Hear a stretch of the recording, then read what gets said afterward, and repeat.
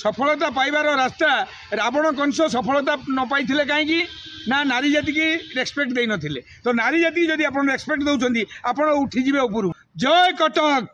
नमस्कार, मु आपण प्रिय मिठू मिथुन। आज वेरी क्रिसमस 25 डिसेम्बर मु कटक रे अच्छी।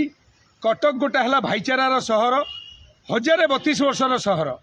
एठी ईद भी मनाती एवं क्रिसमस भी मनाती, नुआ वर्ष भी मनाती, गणेश पूजा भी मनाती एवं दशहरा भी मनाती।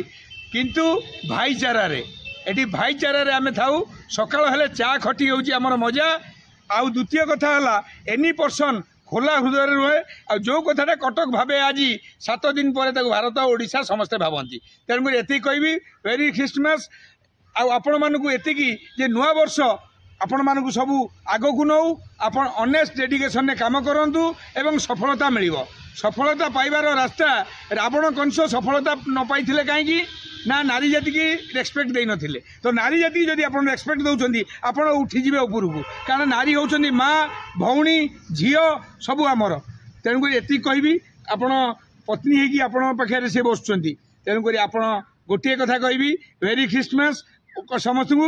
जय कटक।